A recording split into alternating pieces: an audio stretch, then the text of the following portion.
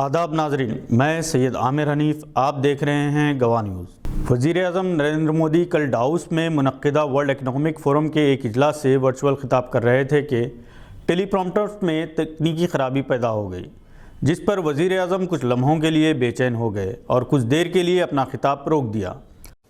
اس bouquet میں ہے ہم بھارتیوں کا ٹیمپرامنٹ، ہم بھارتیوں کا ٹیلنٹ، جس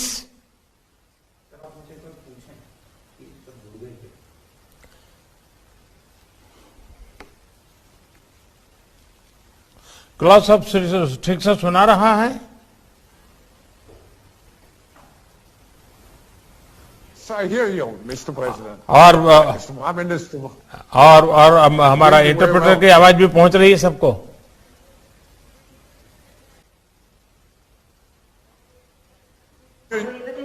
We hear you very well, and I would suggest that we start the official session now, and we will have just one short introduction. Opposition جماعتیں ہمیشہ الزام عائد کرتی ہیں کہ وزیر اعظم نریندر مودی ٹیلی پرومپٹر کے بغیر ایک لفظ بھی نہیں بول سکتے۔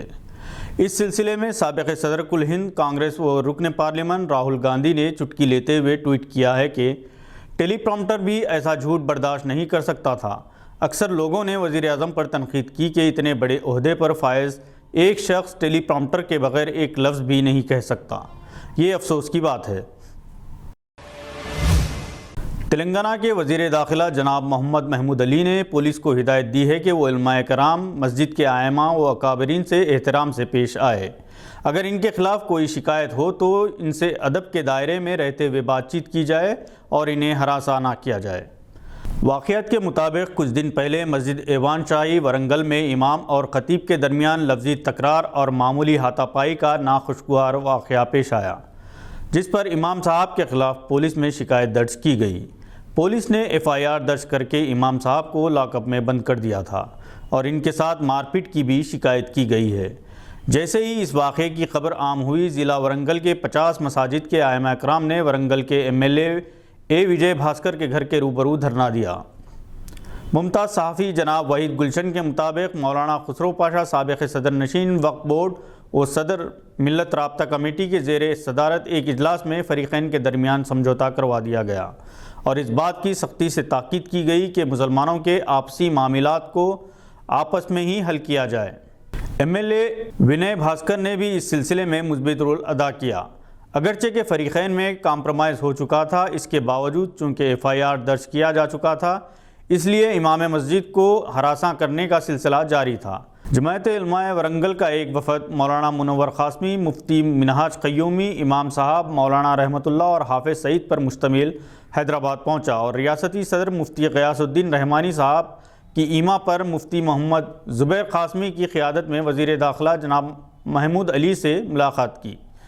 وزیر داخلہ نے مسئلے کا فی الفور نوٹ لیتے ہوئے متعلقہ پولیس اسٹیشن کے ذمہ دار کو ہدایت کی کہ وہ امام مسجد کے سلسلے میں احترام سے پیش آئے اور کسی بھی قسم کے ناروا سلوک سے باز رہے۔ تازہ اطلاعات کے مطابق پولیس اسٹیشن کے ذمہ داروں کی جانب سے امام صاحب کو ہراساں کرنے کا مسئلہ ختم ہوا۔ خود وزیر داخلہ نے فون پر مفتی صاحب سے حالات سے واقفیت لی۔ Chairman khadi and village board مولانا یوسف زاہد، جو خود بھی ورنگل کے ایک مشہور و معروف امام خطیب ہیں، گواہ نیوز سے بات چیت کے دوران بتایا کہ یہ ایک معمولی سا واقعہ تھا جو ذرا سی نادانی کی وجہ سے بڑا واقعہ بن گیا۔ کمشنر پولیس ورنگل مسٹر ترون جوشی نے بھی کافی تعاون کیا۔ مولانا یوسف زاہد نے کہا کہ امام اور خطیب حضرات قابل احترام اور مسلم سماج کے لیے رول ماڈل ہوتے ہیں۔ اگر کبھی ناخوشگوار واقعہ پیش آئے تو انہیں اپنے نفس پر قابو پانے کی عادت ڈال لینی چاہیے۔ اگر ناسازگار حالات سے بھی ہم سبق حاصل نہ کریں تو اس سے بڑی بدبختی اور کیا ہوگی۔ امام و خطیب کو اپنا کام کرنے دیں اور مسجد کمیٹیوں کو نظم و نسق کو سدھارنے کا کام کرنا چاہیے۔ ورنگل کے عوام نے مقامی ایم ایل اے ونے بھاسکر، جناب افضل بیابانی، خسرو پاشا اور وزیر داخلہ کا بھی شکریہ ادا کیا اور ملی اتحاد کو برقرار رکھنے کا عزم کیا۔ نکولو ہنا جونز نے سی ایم ایم اے کے صدر ڈاکٹر تجمل حسین اور دیگر عہدیداروں کے ساتھ Chicago down town league club میں حالات حاضرہ پر تبادلہ خیال کیا۔ انسانی حقوق کے تحفظ، رنگ، نسل، ذات پات اور زبان کی بنیادوں پر کسی بھی قسم کی امتیاز اور تعصب سے پاک و صاف عالمی سماج کی ضرورت پر زور دیا۔